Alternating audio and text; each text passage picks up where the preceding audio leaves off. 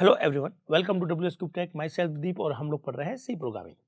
Friends, आज की इस वीडियो हम लोग बात करने वाले हैं कुछ ऐसे स्टेटमेंट की जो हमारे प्रोग्राम को कंट्रोल करते हैं।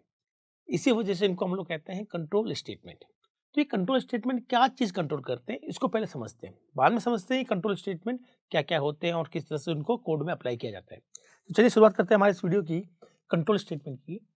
तो दोस्तों, ये जो कंट्रोल स्टेटमेंट है, ठीक है, तो ऐसे स्टेटमेंट जो कि हमारे प्रोग्राम के फ्लो को कंट्रोल करते हैं उनको कहते हैं कंट्रोल स्टेटमेंट। इसका मतलब मैं आपको बताता हूं कि क्या चीज कंट्रोल करनी है हमें। ठीक है, चलिए मैं एक छोटा सा प्रोग्राम बनाता हूं दोस्तों। तो ये तो हो गया हमारा प्री प्रोसेसर वाला काम।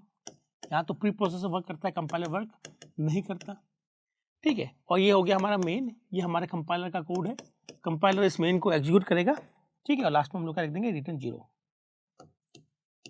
नाउ दोस्तों, यहाँ पे मैं कुछ लाइन्स लिख रहा हूँ। मैंने लिखा प्रिंटफ, मैंने यहाँ से प्रिंटफ को कॉल किया और यहाँ पे लिखा हेलो, और यहाँ लिखा प्रिंटफ।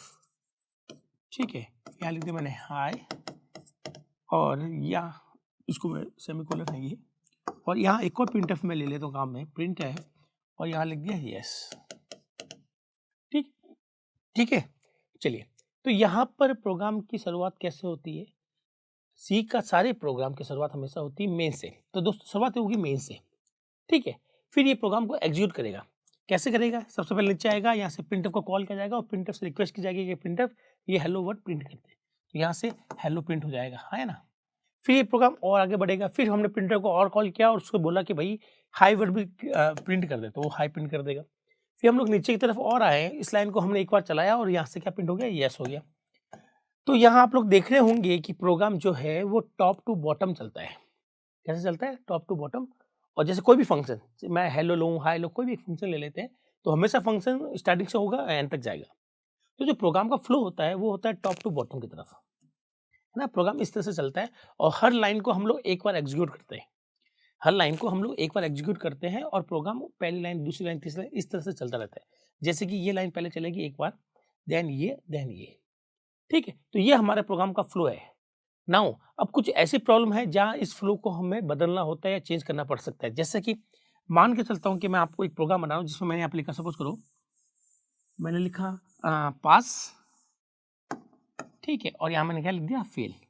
ठीक है दोस्तों, पास और फेल। अब हम लोग एक प्रोग्राम को डिजाइन कर रहे हैं कि कोई स्टूडेंट या तो पास होगा या तो फेल होगा। ठीक है, तो ये हमें प्रोग्राम में डिजाइन करना है। तो सपोज करते हैं कि हमने प्रोग्राम कुछ इस तरह से लिखा है। तो दोस्तों, प्रोग्राम क्या करेगा, यहाँ से क्या प्रिंट, पहले तो ये एग्जीक्यूट करेगा और क्या प्रिंट हो जाएगा, यहाँ से प्रिंट हो जाएगा पास और यहाँ से प्रिंट हो जाएगा फेल। जबकि ये प्रोग्राम गलत बन गया ना। होना तो ये चाहिए था कि अगर ये पास वाली लाइन चलती है तो इस वाले स्टेटमेंट को एग्जीक्यूट ना किया जाए, और अगर ये चलता है तो इसको एग्जीक्यूट किया ना जाए। लेकिन अभी क्या हो रहा है, अभी ये लाइन एग्जीक्यूट होगी, फिर ये एग्जीक्यूट होगी, तो आपका आंसर आ रहा है फेल पास। क्या आ रहा है? फेल पास, जो कि गलत है। तो आप ये चाहते हो प्रोग्राम के अंदर कि सर ये लाइन एग्जीक्यूट हो, उस समय ये वाले एग्जीक्यूट ना हो, और जब ये वाले एग्जीक्यूट हो तो उस समय ये वाले एग्जीक्यूट ना हो। इसका मतलब जो हमारे प्रोग्राम का जो नॉर्मल फ्लो है उसको हम लोग बदलना चाहते हैं, उसको हम लोग कंट्रोल में लेना चाहते हैं, अपने कंट्रोल में करना चाहते हैं। तो ऐसा कंट्रोल करने के लिए हमारे पास कुछ स्टेटमेंट होते हैं जिसकी वजह से हम लोग इस प्रोग्राम के फ्लो को कंट्रोल में ले लेते हैं। ठीक है, ऐसे स्टेटमेंट को हम लोग क्या बोलते हैं, कंट्रोल स्टेटमेंट। तो अगर मैं आपसे पूछूं कि कंट्रोल स्टेटमेंट क्या है, तो control statements are those statement, ठीक है, which control flow of program execution।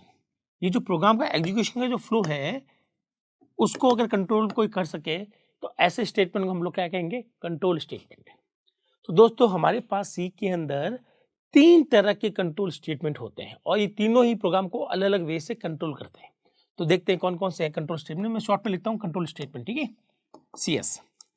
तो एक तो होता है हमारे पास में सिलेक्शन स्टेटमेंट, ठीक है, और एक हमारे पास में होता है इटरेशन स्टेटमेंट, और एक हमारे पास में होता है जंपिंग स्टेटमेंट। अब मैं आपको बताता हूँ कि ये सब के सब कैसे कंट्रोल करते हैं। ठीक है, तो सिलेक्शन स्टेटमेंट ये करता है, ये कुछ सेलेक्टिव लाइन को एग्जीक्यूट करता है और कुछ सेलेक्टिव लाइन को एग्जीक्यूट नहीं करता उसी समय पर, जैसे कि फेल पास वाला। तो ये यहाँ पर अगर हम लोग सिलेक्शन लगा दें तो ये कुछ लाइन को एग्जीक्यूट करेगा और उसी समय कुछ लाइनों को छोड़ देता है। तो जैसे कि हम चाहते हैं कि पास वाली प्रिंटफ चले और लेकिन फेल वाला प्रिंटफ ना चले, तो ये काम इससे करवाया जा सकता है। ठीक है, तो आप चाहते हो कि आपकी प्रॉब्लम के अंदर ऐसा कुछ हो रहा हो कि कुछ लाइन एग्जीक्यूट हो रही हो, उसी समय पे कुछ लाइन को आपको एस्केप करना है, छोड़ना है, तो आपके पास सिलेक्शन स्टेटमेंट काम में लेते हैं। ये सिलेक्शन स्टेटमेंट इसी वजह से बनाया गया है ताकि आप कुछ लाइनों को चला सकें और कुछ लाइनों को प्रोग्राम में छोड़ सकें। तो ये बहुत काम के होते हैं। इटरेशन स्टेटमेंट क्या करते हैं? जनरली हर प्रोग्राम के अंदर, हर फंक्शन के अंदर जितने भी स्टेटमेंट हैं वो एक बार एग्जीक्यूट होते हैं। ठीक है? तो यहाँ पर ये जो इटरेशन है, ये किसी भी एक या एक से ज़्यादा स्टेटमेंट को मल्टीपल टाइम एग्जीक्यूट करता है। जैसे कि आपको सपोज करो प्रिंट करने के लिए बोला गया हो कि प्रिंट कीजिए हेलो 100 टाइम्स, तो आपको 100 बार प्रिंटफ लिखने की जरूरत नहीं है, क्योंकि एक प्रिंटफ हेलो ये एक बार हेलो प्रिंट करेगा। तो आपको ऐसा प्रिंटफ हेलो 1000 बार लिखने की या 100 बार लिखने की जरूरत नहीं है। आप उसी लाइन को बार बार एग्जीक्यूट कर सकते हैं। तो अगर किसी भी एक या एक से अधिक लाइनों को बार बार एग्जीक्यूट करना होता है, किसी काम को बार बार रिपीट करना होता है, रिपीटेटिव मोड में करना होता है, तो हम लोग क्या काम में लेते हैं? हमारे पास में iteration statement. Now jumping statement क्या करते हैं? जंपिंग स्टेटमेंट आपका जो फ्लो है, जो टॉप टू बॉटम आ रहा है, इसको ये कंट्रोल इस तरह से करते हैं कि आप किसी भी एक पॉइंट से दूसरे पॉइंट पर जंप कर सकते हो। हाँ, जंप करते समय कुछ स्टेटमेंट एस्केप भी हो सकते हैं।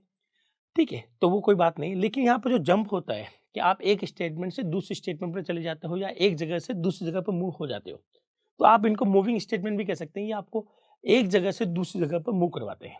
जैसे कि रिटर्न, तो रिटर्न क्या करता है? एक फंक्शन से दूसरे फंक्शन में चला जाता है। ठीक है, तो और भी हम आगे इनको बेटर ढंग से समझेंगे, बट अभी आप आइडिया लगा लें कि हमारे पास जो कंट्रोल स्टेटमेंट है, ठीक है, वो 3 तरह के हैं और तीनों का पर्पस समझ लीजिएगा। ये सिलेक्शन स्टेटमेंट कुछ लाइनों को चलाता है, कुछ लाइनों को छोड़ देता है। इटरेशन स्टेटमेंट किसी भी एक या एक से अधिक लाइनों को बार-बार एग्जीक्यूट करता है। और जंपिंग स्टेटमेंट हमारे जो कंट्रोल होता है ना? जो प्रोग्राम का जो फ्लो होता है, उसमें एक जगह से दूसरी जगह मूवमेंट करने के लिए काम में लेते हैं हम लोग। तो ये तो है दोस्तों हमारे कंट्रोल स्टेटमेंट। ठीक है, अब इनको एक बार थोड़ा-सा लिटिल आइडिया देख लेते हैं कि सिलेक्शन स्टेटमेंट में कौन-कौन से स्टेटमेंट हमारे पास में आएँगे। ठीक है, तो दोस्तों यहाँ हमारे पास में है, एक तो है इफ एल्स और एक है स्विच केस। तो ये दोनों ही क्या है? सिलेक्शन स्टेटमेंट है। ठीक है, आप दोनों को ही काम में ले सकते हो। इनका काम यही है इफ एल्स का कि कुछ लाइन चलाएंगे, कुछ लाइन छोड़ेंगे, और इनका भी काम यही है। तो अब आप सोच रहे होंगे कि सर एक काम के लिए दो क्यों बनाए गए? एक्चुअली में अगर आपके पास में दो ऑप्शंस है, जैसे कि फेल या पास, इन या आउट, लीप ईयर है या नहीं है ना? तो अगर आपके पास दो ऑप्शन आ रहे हैं, क्वेश्चन के अंदर दो ऑप्शन बन रहे हैं, तो हमारा इफ एल्स ज़्यादा सूटेबल है। हाँ, अगर आपके पास में मल्टीपल ऑप्शन आते हैं, कि जैसे मान लीजिए क्वेश्चन आता है इस तरह से कि 10,000 की शॉपिंग पर 10% डिस्काउंट, 20,000 की शॉपिंग पर 20% डिस्काउंट, 30,000 की शॉपिंग पर 30% डिस्काउंट, 40,000 की शॉपिंग पर 40% डिस्काउंट। तो मतलब आपके पास में मल्टीपल सिचुएशंस है और मल्टीपल वेज है जाने के। ठीक है, तो अगर आपके पास में दो या दो से ज़्यादा आते हैं, तो उस केस में स्विच ज़्यादा बेटर रहता है। पर ऐसा नहीं है कि जब हमारे पास में मल्टीपल ऑप्शंस होते हैं तो हम लोग इफ एल्स से काम नहीं कर सकते हैं, बट प्रोग्राम थोड़ा सा कॉम्प्लिकेटेड हो जाता है उस केस में। तो अगर आपके पास दो ही ऑप्शन आ रहे हैं, तब तो हमारे पास इफ एल्स बेस्ट रहता है। और अगर हमारे पास में मल्टीपल स्टेटमेंट आ रहे हैं जिसमें ज़्यादा ऑप्शंस हो, उसके लिए हमारे पास में स्विच केस ज़्यादा अपना काम बेटर ढंग से कर पाता है। अब रही बात इटरेशन में, तो इटरेशन के अंदर हम लोग तीन पढ़ने वाले हैं। इनको हम लोग लूपिंग स्टेटमेंट भी कहते हैं। लूप क्या होता है? गोल। अगर आप किसी चीज़ का गोल को बार बार सेम चीज़ से चक्कर लगा रहे हैं ना, तो वो कहलाता है लूप। तो इनको इटरेशन को लूपिंग स्टेटमेंट भी कहा जाता है। और हमारे पास तीन लूप होते हैं। एक तो होता है फोर लूप, ठीक है, एक होता है वाइल लूप, और एक हमारे पास में है डू वाइल लूप। कौन सा? Do while loop. तो हमारे पास दोस्तों तीन लूप होते हैं, वाइल, डू वाइल और फोर लूप। अब तीनों का काम भी सेम है। ये भी किसी एक स्टेटमेंट को बार बार रन करता है, ये भी बार बार रन करता है, ये भी बार बार रन कर सकता है एक या एक से ज़्यादा स्टेटमेंट को। लेकिन इनकी वर्किंग में थोड़ा सा डिफरेंस होता है।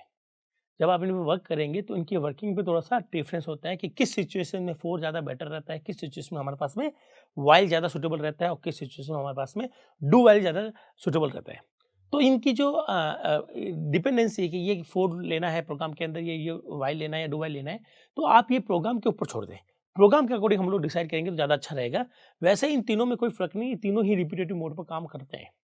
अब रही बात जंपिंग स्टेटमेंट की, तो जंपिंग स्टेटमेंट हमारे पास में जो है कॉमनली वो आपने एक तो होता है ब्रेक, ठीक है, और एक होता है हमारे पास में कंटिन्यू, एक हमारे पास में होता है गो टू, और एक हमारे पास में होता है रिटर्न। दोस्तों ये हमारे पास में 4 ऐसे स्टेटमेंट है जिनको जंपिंग स्टेटमेंट कहते हैं, जिनके आने पर प्रोग्राम का जो कंट्रोल है वो एक जगह से दूसरी जगह मूव करेगा। तो दोस्तों ये तो है हमारे पास में कंट्रोल स्टेटमेंट का छोटा सा इंट्रोडक्शन। अब नेक्स्ट वीडियो में हम लोग इनको ही अच्छे से पढ़ने वाले हैं। तो शुरुआत हम लोग करेंगे सिलेक्शन स्टेटमेंट से, जहां हम लोग इफ एल्स को बेटर ढंग से पढ़ेंगे। देन हम लोग इटरेशन को, तीनों इटरेशन को पढ़ेंगे। देन हम लोग चारों जंपिंग स्टेटमेंट को पढ़ेंगे। तो इस वीडियो में हम लोग केवल इंट्रोडक्शन की बात कर रहे हैं कि एक्चुअली ये कंट्रोल स्टेटमेंट क्या कंट्रोल करते हैं और किस किस तरह का कंट्रोल अवेलेबल है। यहाँ पर सिलेक्शन हो सकता है किसी पर्टिकुलर स्टेटमेंट का, यहाँ पर बार बार किसी भी स्टेटमेंट को चलाया जा सकता है, और यहाँ से हम लोग प्रोग्राम के अंदर एक जगह से दूसरी जगह मूव कर सकते हैं। अब वो मूवमेंट कैसे होगा, कहाँ से कहाँ तक हो सकता है, वो हम लोग यहाँ पर डिटेल में सीखेंगे। तो दोस्तों इस वीडियो में केवल इतना ही। नेक्स्ट वीडियो में अंदर हम लोग सिलेक्शन स्टेटमेंट करने वाले हैं। तब तक के लिए थैंक यू।